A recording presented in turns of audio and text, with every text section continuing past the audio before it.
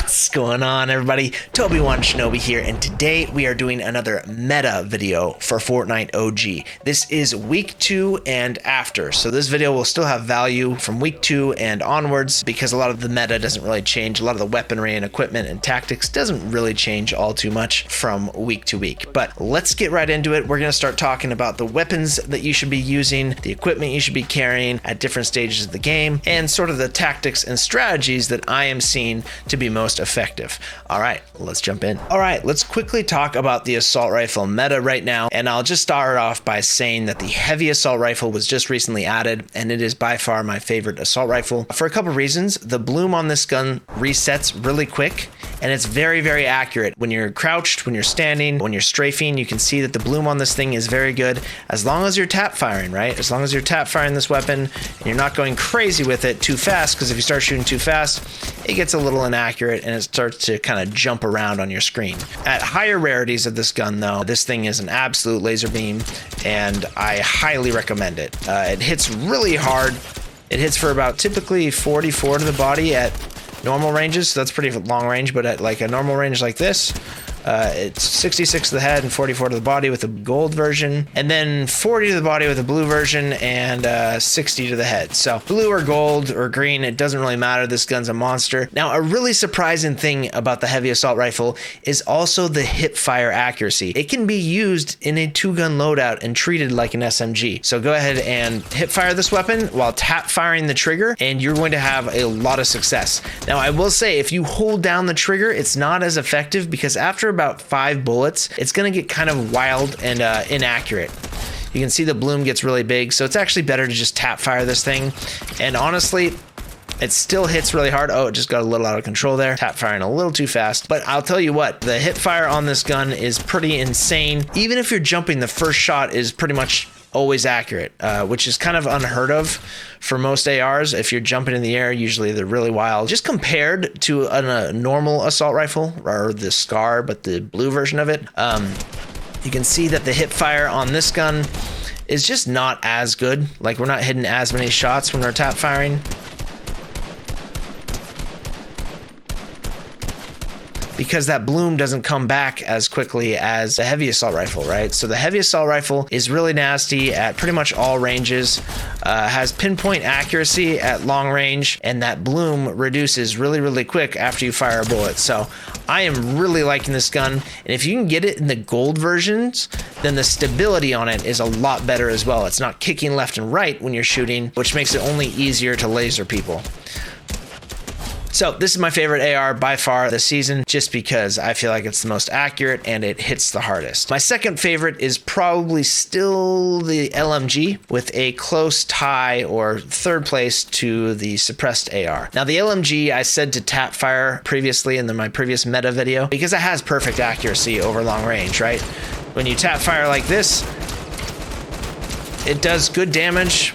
I mean, 17, it's not a lot, but you know, none of the weapons hit that hard at long range when you tap fire. But now I think I'm going to take a step back and just say full auto this weapon, because the magazine size is so big and the bloom isn't that bad at long range that I think you're actually going to have more success if you go ahead and just lay down on the trigger and just use that whole magazine, because honestly, it's going to shake the crap out of their screen, and usually you can kill them in an entire magazine, even at really long ranges like that. So with the magazine size, go ahead and use that to your advantage and just spray away, because it puts a lot of pressure on people. If they're in cover, it's going to break stuff. There's really no downside to it. You might lose a little bit of accuracy, but you're going to make up for that with the amount of bullets going out. Now, my third favorite is still the suppressed assault rifle. It's kind of tied for second, really, because of the accuracy of this weapon.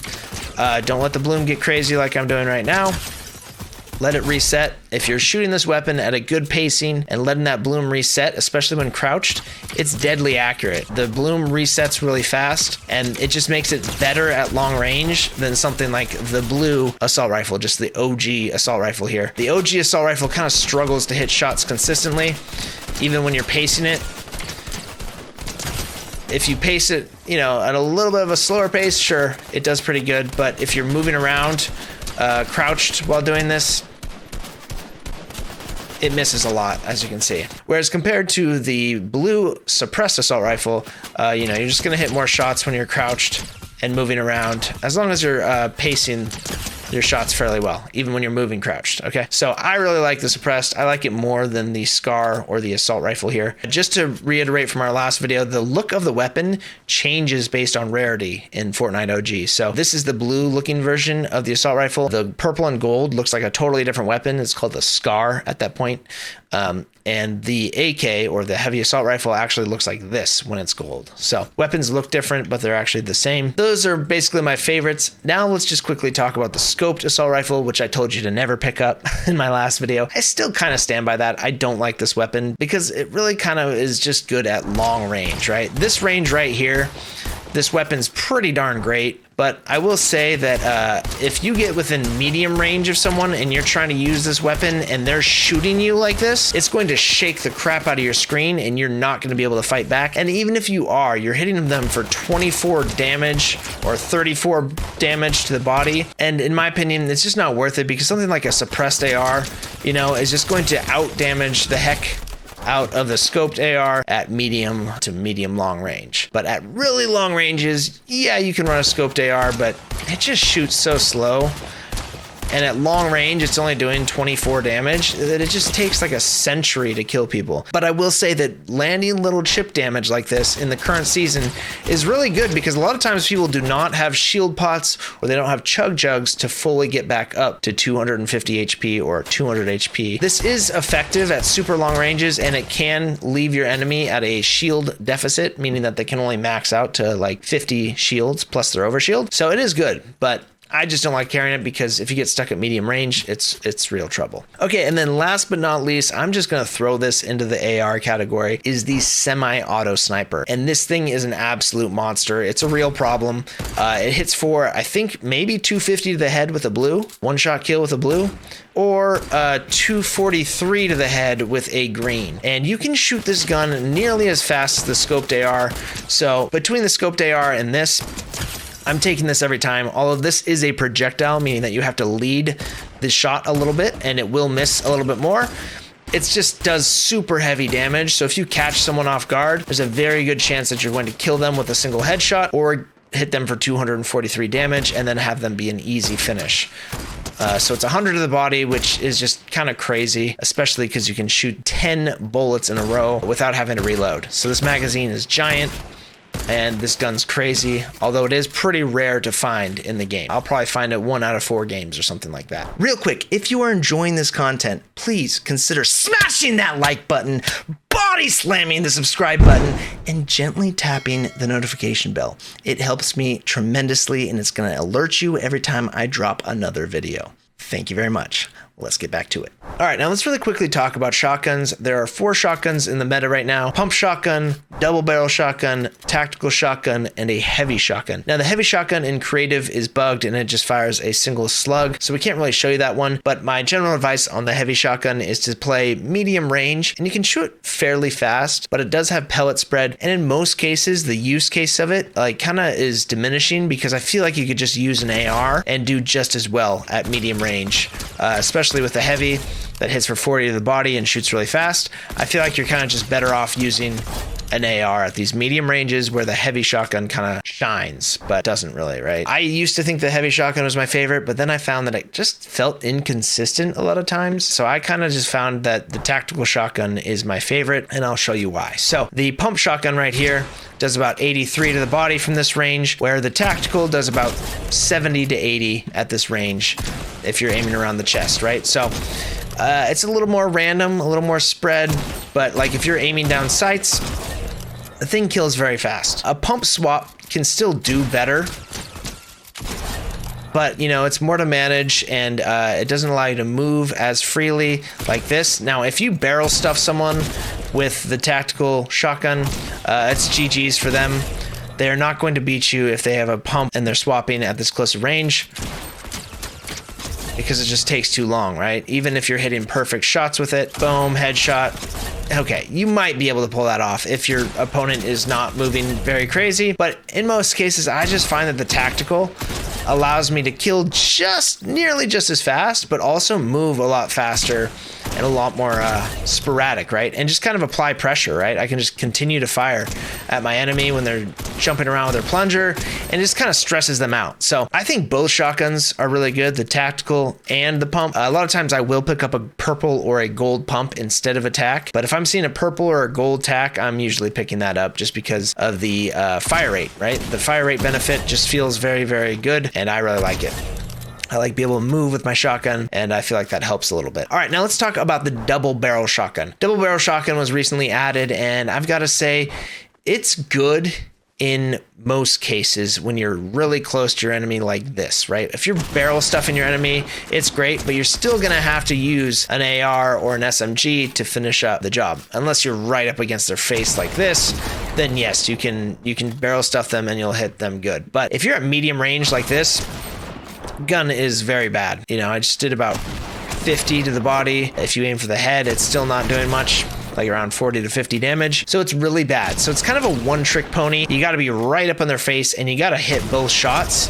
If you miss a shot, you know, if you get up in their face and someone moves, oops, it's actually hard to miss because it's got such a big reticle. But yeah, if you get up in someone's grill and you miss a shot, and then you have just your AR, because if you swap back to it, it's got nothing, it's on reload, you're in trouble. Therefore, I do not recommend using the double barrel shotgun unless it's all you got, or you're in like a barrel stuffing situation where you can like hold a doorway or whatever, and you're gonna like guarantee getting right in someone's face. Then it can be pretty good because, you know, it just hits really, really hard at close range. So yeah, overall, I would say all the shotguns are good, but I personally recommend the tac or the pump shotgun. And remember that those guns actually look different at different rarities, but if it says tactical shotgun or pump shotgun, it's the same thing. All right, now let's just really quickly talk about SMGs. There's really only 2 SMGs in the game, and I don't have the other one. One is the submachine gun. It's just the OG submachine gun, and it looks like this or this. It can be purple and gold, and it looks like a P90 here, or it looks like this. And I gotta say, they're pretty much the same gun. People say the purple one shreds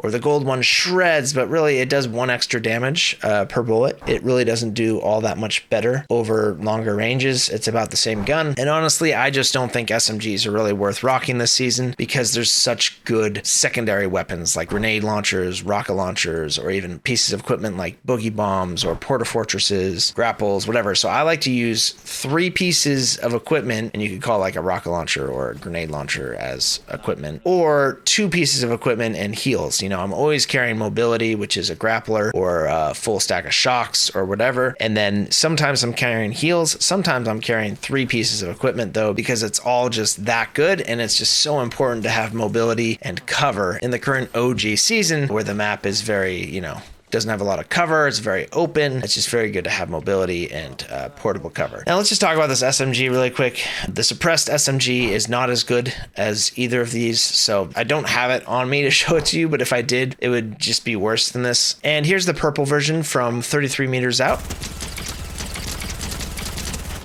Standing absolutely still. It doesn't kill this guy at that far, and the blue pretty much does the same thing.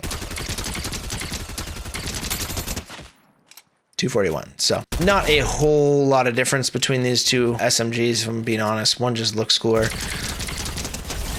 It doesn't kill all that much faster,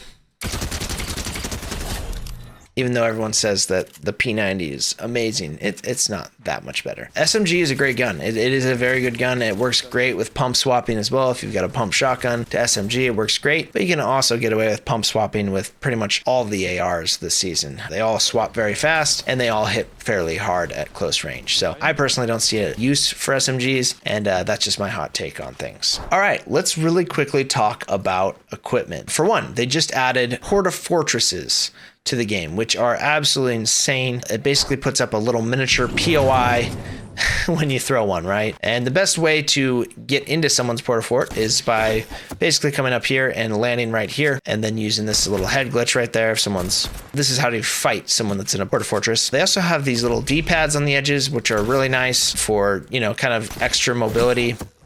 If you want to go somewhere, you go like that, and now you've got like a nice little push off. You can land into a slide or whatever, and that's pretty nice. Porta fortresses, they're absolutely crazy. Now, when you put one down, what's going to happen is there's going to be a door. Let me show you.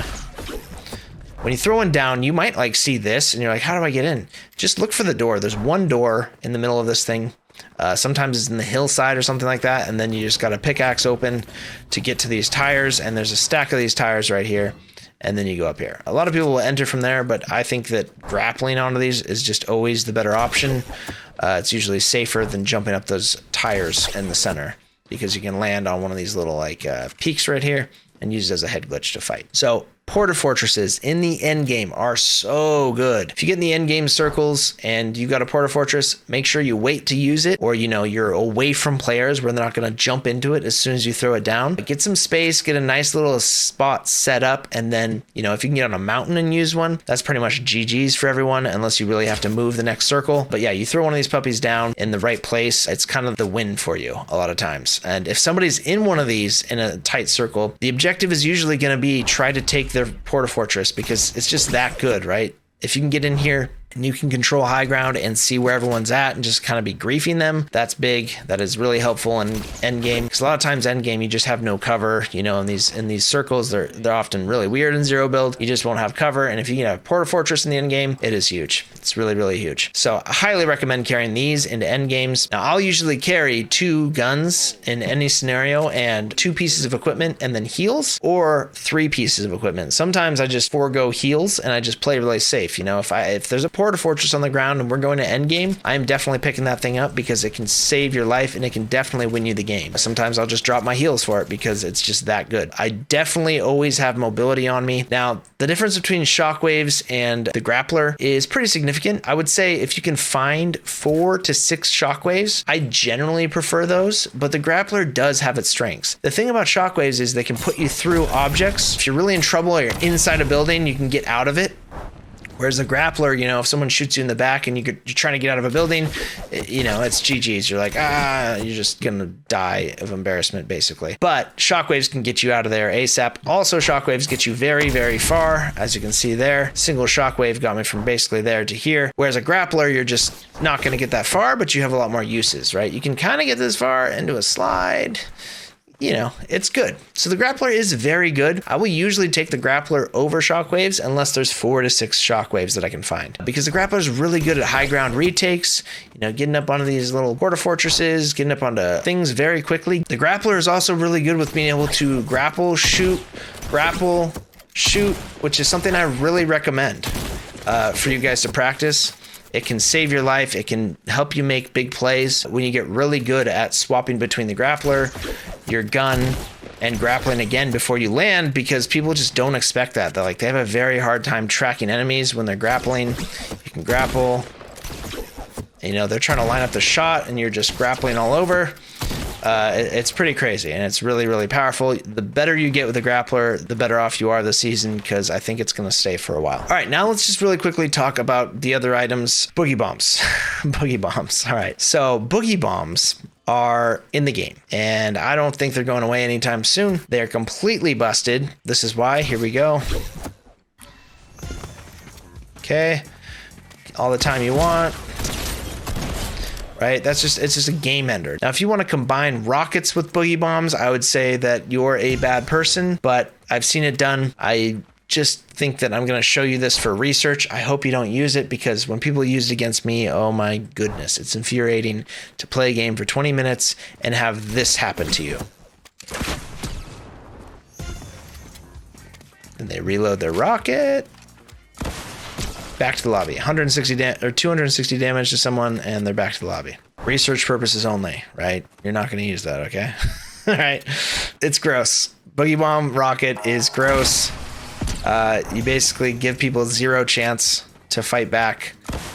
Boogie bomb rocket shotgun, just as bad. Boogie bomb shotgun, still very bad. Really any way you swing it, boogie bomb is broken. There's just no arguing it. You boogie bomb someone, you basically win the fight.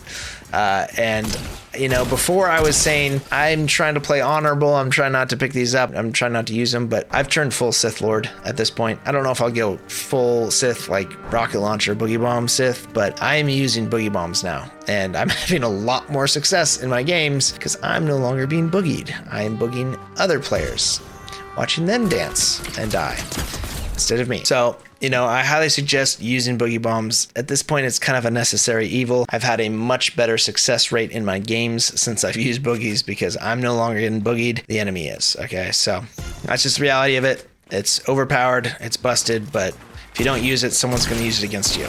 So if you see boogie bombs, I highly suggest picking them up because they are really, really strong. Just learn to not boogie yourself. You basically got a full tile length before you boogie yourself, but if you're within that tile length, you're boogied. So it's about 5 meters away. You will boogie yourself. You got to be very careful about boogieing enemies. You just got to throw it a little bit behind them and not so much in front of them, right? Otherwise, you will get yourself. The next thing I'll talk about is bushes, right? If you wear a bush, it will absorb the first shot onto you. Not rockets and not explosives, but bullets. Bullets and boogie bombs. You cannot be boogied when you wear a bush. So as long as someone doesn't shoot off your bush and you boogie someone, you can absolutely boogie yourself. No problem. You don't have to worry about it at that point, right? If you basically grapple onto someone real quick and you just boogie yourself without them hitting you, then you're all good. Or if you're in a close range fight in a house or whatever, you can go ahead and boogie yourself if you got a bush and they haven't shot you. Bushes will absorb shotguns. They will absorb bullets of any type. The first bullet, the first shotgun shot, which is crazy because if you wear a bush, you're in a close range fight in a house or something, and if you got a bush on, you basically win because you're going to hit someone for 100 damage. They're going to shoot you for what would have been 100 damage, and now they're basically a full shot down in the fight, right? And you just get to win. So bushes are crazy. Boogie bombs are crazy. The next thing we talk about is grenade launchers. Grenade launchers are also crazy. Also a busted piece of equipment that I really dislike, but it's in the game, so you might as well use it. We're going full Sith this season. These things are busted because the blast radius on them is crazy. It's a full tile length as well, so even if you kind of miss, you're still going to hit enemies. And also, as soon as they bounce off of something, they explode about, half a second after or a quarter second after. So you really don't have to aim in any fancy way. You don't have to bounce towards them like this. That's usually not the way to do it. It's better to actually just kind of like aim at them or aim at objects near them, and it's going to hit them. So if they've got any kind of objects near them, just go ahead and aim for that because it's going to bounce off of it and blow up. They are kind of hard to aim. In creative, it seems easy to aim. Like this seems easy to me. I don't think it's normally this easy. I think they actually shoot a lot higher and a lot further than creative. I think the normal game shoots actually really high velocity and really far and a lot higher than the actual reticle. Could be wrong there, but yeah. They're busted. Really good for deleting cover at long range, and you can just spam them. They have 6 shots in the magazine, which is absolutely crazy. Super annoying in end games, especially when you've got like small pieces of cover and people just start destroying your house, right? Because they do really good structure damage, and they're just really annoying to deal with.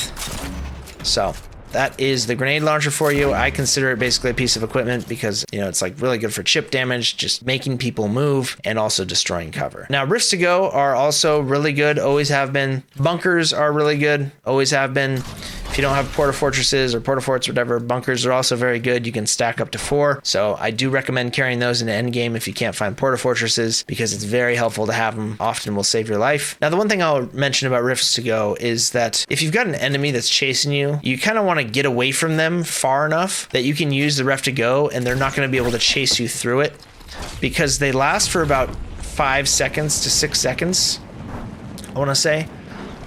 Just enough time for you basically to not be able to get down to the ground and use it again. They last for that long. It's better to get around a corner and get some distance from your enemy and then use it so that they can't follow you through it.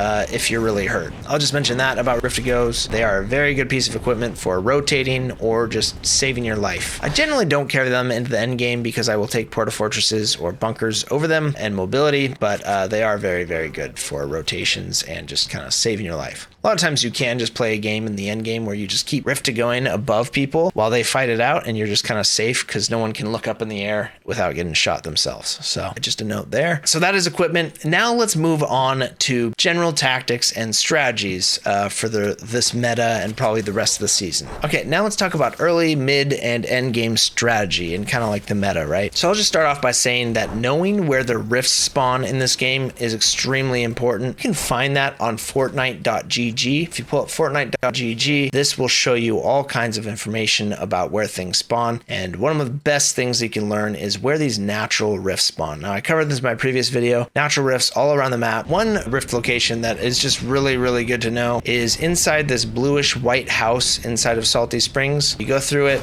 and you go down these stairs right here, and then underneath the stairwell behind these boxes is actually a spot you can drop down. Then you keep going down further, and then in the corner over here in the shower is a rift, and that's always there. You'll never be able to not use that. You can use it infinitely, and it's really strong. Now, the next thing to note about these rifts is that there's a lot of natural rifts around the terrain, but they do disappear, right? So this one right here, it doesn't disappear, it just goes invisible. So this one can be found right here by that little tree. Now, the problem with these is that if you've used them before or somebody else has used them, they're now invisible and you wouldn't know they're there unless you memorize all the locations, right? I know it's there, so I can jump right into it. Sometimes it's really hard to find them. The best way to find them when you know where they're roughly at is to kind of walk near it, and your screen's gonna turn blue. When your screen turns blue, you just start jumping around in that area. You'll kind of hear it when you run through it. And then you just kind of gotta guess, and you'll get lucky and jump into it, okay? It's also very helpful to know where the drift boards are this season, because drift boards can get you around the map very quickly. You basically have perfect accuracy while you use them. So basically, I can be shooting just as if I was standing still, but I'm actually shooting people, right? And they have to stand still to fight back, because that's how first shot accuracy works. You need to be kind of standing still. But look how tight my bloom is here, and I'm moving fairly quick. And you can't do that with just like, you can't even do this. You can't even strafe around and have first shot accuracy. But on a hoverboard, you have basically perfect accuracy. See that? It's kind of wild. So that's pretty cool. You can also do things like grenade spam people. You can fly by them, grenade spam them, and that is really overpowered as well. So there's a lot of interesting ways to use these hoverboards that have just been introduced. You can also use grapples on the hoverboard, which is pretty cool because you can combine, you know, the two movement abilities to do different things, and you can also hit rifts while you're in one. Oops. They can be kind of hard to control. But yeah, you can also hit a rift, and you get bonus points, which is extra XP, which is cool, I guess, if you're into XP, getting XP. But the fact that you can also use grapples with them is pretty big, because now you can just stay on your board and get across the map really quick and onto high ground.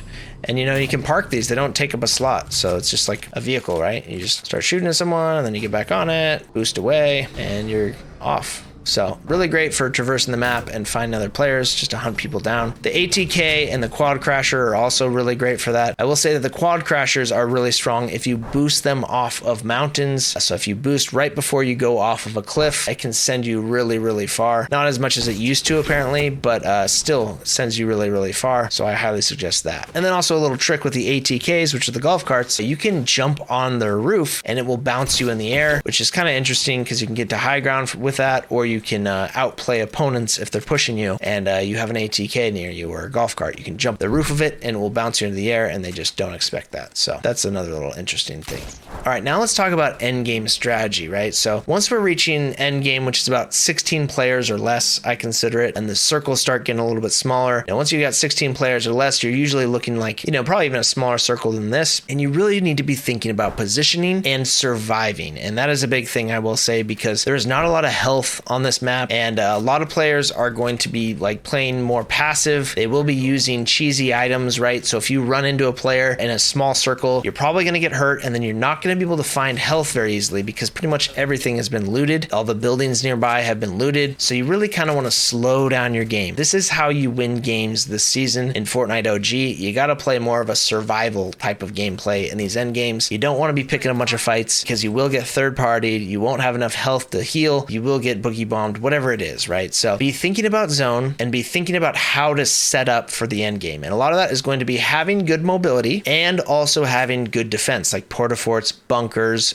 porta-fortresses, whatever it is at the time. Porta-fortresses right now are huge in the end game. So you're just scanning the environment, right? And you're looking for the best place to set up. So if this circle right here was a little bit smaller, let's just say it's like size of Fatal Fields to this little circle right here, right? Let's just pretend it's here. This right here is a great spot to be. Now you want to be ready to take that location as soon as it's revealed that it's in circle, right? So that is where these natural rifts really help as well, or rift to goes. Hopefully you know where the natural rifts are and you're sitting by one for the next circle, because then you don't have to waste an item slot with your rift to go unless you have two. But I usually don't carry rift to goes in the end game because I really like mobility, defense, and heals. You probably are going to want heals because you probably are going to get into fights where you're going to get third party or whatever, and you probably want to heal up really quick. So I do suggest carrying heals into the end game as well as defense and as well as mobility. And if you can't carry defense, maybe double mobility and heals. All right, so now that we know where these natural rifts are, they can be really good to use in the end game, right? So we're looking at an end game circle like this right now, right?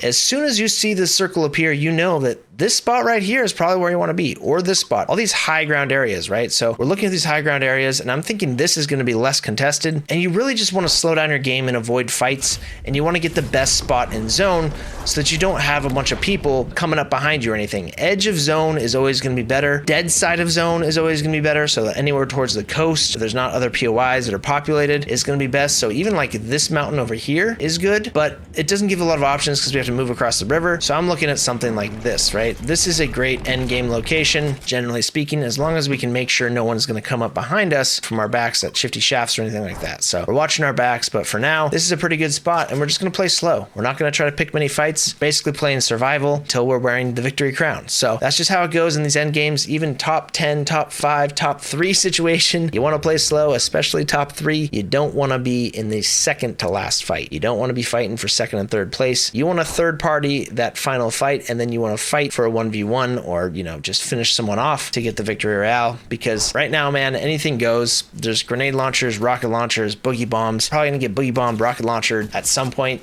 and you hope it's not in the end game, and you just try to avoid that stuff, right? And a lot of that is just avoiding fights and staying healthy, making sure that you're going into the end game with heals, utility, and anything you need, because it's probably not worth trying to get off your opponents. For one, they might not have the heals, and for two, you're gonna take a lot of damage, and then you might get in bad trouble doing so, because so many people hide and a lot of people use, you know, boogie bombs, rocket launchers, and stuff that's going to leave you very hurt from a fight, which could be easily the end of your game. So, you know, lately I have really slowed down my game in these end zones, and I felt like it really helps. So yeah, in end games, try not to drop to low ground either if you can. You know, right now we got to rotate, so I'm looking at this mountain here. There's probably somebody up there, right? So in most cases, it's not really worth pushing that mountain, but it's okay to be playing in a spot that can contest that mountain if a fight breaks out. You know, something like maybe this building right here, go ahead and rat away in it, just like hide. And then if a fight breaks out up there, you know, we can be the last on the edge of this zone. As soon as zone moves in, then we move in a little bit, and then we secure this spot down here, and we know that no one's going to push us, and no one's really going to walk over here and check us, I don't think. So we can just sit here and rat, right, until it's a top 3 situation, whatever it is. If a fight breaks out on this mountain, I want to be up there.